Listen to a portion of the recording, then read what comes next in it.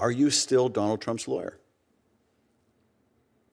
I mean, yes, my attorney-client relationship with President Trump remains.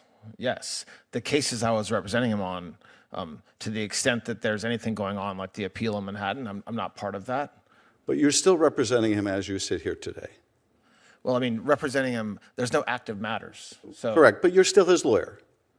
I have an attorney-client relationship with President Trump. And even if you're confirmed and you're no longer representing him as a criminal defendant, even then you still have continuing moral obligations as a member of the bar, legal obligations, to your former client, correct? Like everybody at the Department of Justice with every one of their former clients. Correct. So you'd have a continuing duty of loyalty and confidentiality when it comes to his communications, correct? Yes. Now, Ms. Bondi, as Attorney General, in her first acts, established the Orwellian-sounding weaponization working group. In her memo, it says that the work of this weaponization group will be supported by the Office of the Deputy Attorney General. That is the office that you will occupy.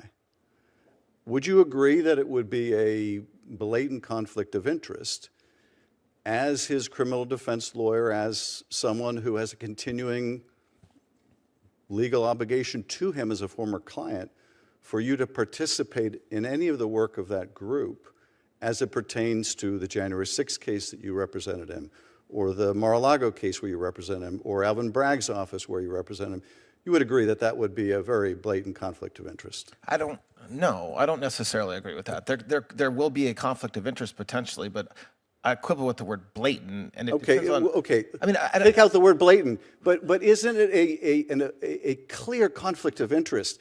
You've represented him in these cases. You acknowledge you still have a continuing obligation to him in these cases. How could you possibly oversee an investigation or review of the prosecutors in these cases when you handled them?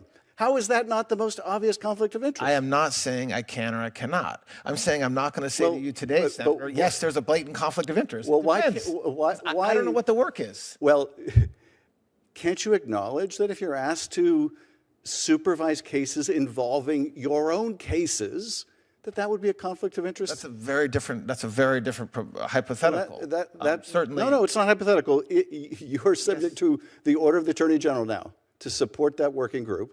That working group is going to look at the January 6 cases and the Mar-a-Lago case, the cases you worked on. So can you acknowledge it would be a conflict for you to oversee that work?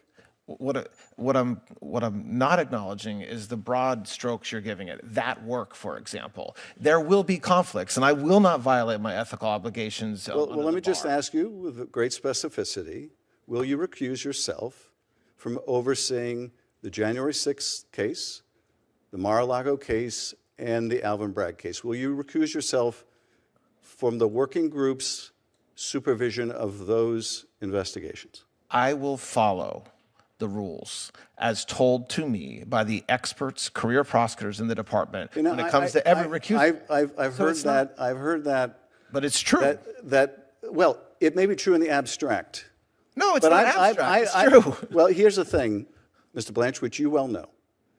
You may very well get some opinion of an ethics lawyer appointed by the administration to tell you that you can exercise your discretion. If you believe it's a conflict, you can say you won't participate. If you don't, you can participate. So you may have discretion. So I'm asking you, how will you exercise that discretion? Will you recuse yourself from overseeing an investigation into matters where you are his lawyer? That shouldn't be hard. You just gave a purely hypothetical because the this is not hypothetical. This is in black and white. It says, and I will read it, I hereby establish the weaponization working group, which will be led by the Office of the Attorney General and supported by the Office of the Deputy Attorney General. So this is what you're going to be asked to do. If you are given the discretion of overseeing cases in which you were his lawyer, will you recuse yourself?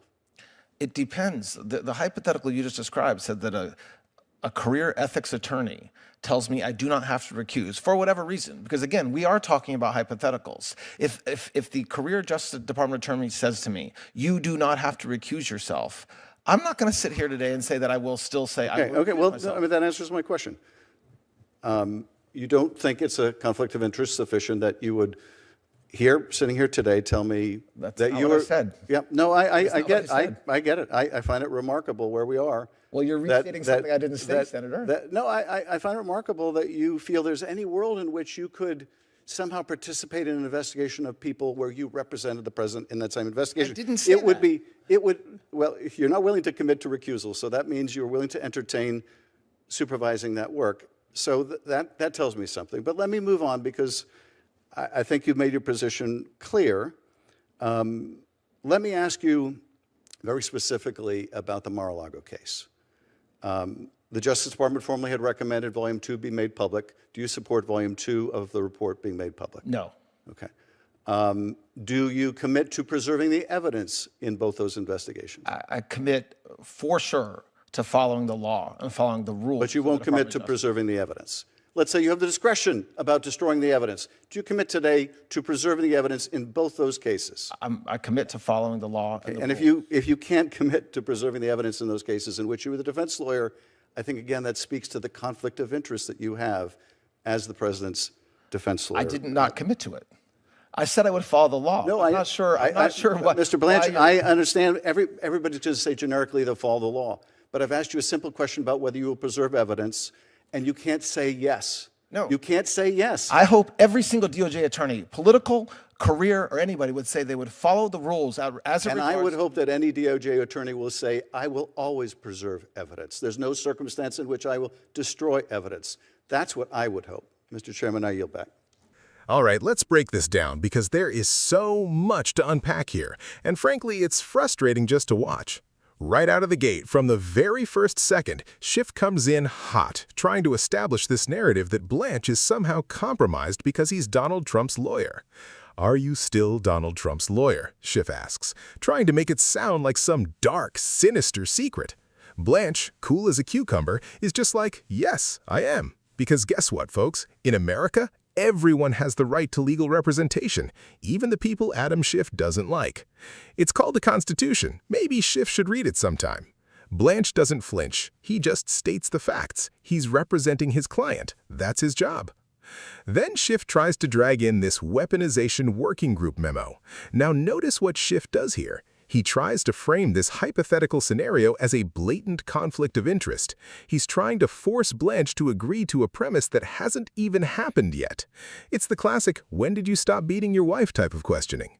And Blanche handles it perfectly. He acknowledges that, sure, in a vacuum there could be a conflict, but he also points out the obvious, he hasn't even been given the details of what this group is doing.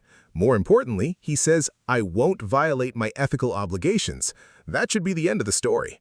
But of course, it's not enough for Schiff. He wants his viral moment. He starts demanding a yes or no on recusal. This is where Schiff's hypocrisy really shines. He wants Blanche to make a legally binding commitment right there on the spot based on a hypothetical situation without consulting the career ethics experts at the DOJ. Think about that. Schiff, a supposedly serious lawmaker, is essentially telling a nominee to ignore the established protocols and ethics guidelines of the Department of Justice just to satisfy his own political vendetta. And when Blanche rightly points out that a career ethics advisor might advise him differently, Schiff acts like it's the most outrageous thing he's ever heard. Schiff's whole strategy here is to create a trap. If Blanche says yes, he's boxed himself in unnecessarily. If Blanche says no, Schiff gets to clip it and run to MSNBC to complain about how corrupt the DOJ is. It's completely transparent. Then we get to the end, and this is the cherry on top. Schiff brings up Mar-a-Lago and tries to corner Blanche on making evidence public and preserving evidence. Again, he's demanding simplistic yes or no answers to complex legal and ethical questions. When Blanche says he will follow the law, Schiff tries to spin that as a refusal to preserve evidence. Are you kidding me? I will follow the law is exactly what you want a DOJ official to say. It means they aren't going to make arbitrary decisions based on political pressure, which is exactly what Schiff is trying to apply. Schiff tries to end it with this dramatic statement about how any typical attorney should be able to commit to preserving evidence, implying Blanche is somehow rogue. But anyone with half a brain can see that Blanche isn't refusing to preserve evidence. He's refusing to let Adam Schiff dictate his legal and ethical obligations in a Senate hearing designed to produce sound bites, not actual oversight. In the end, Todd Blanche came off looking like the only adult in the room. He refused to play Schiff's games, he stuck to his principles, and he highlighted just how absurd this whole line of questioning really was. It was a masterclass in dealing with a bad faith actor, and honestly, Schiff walked right into it.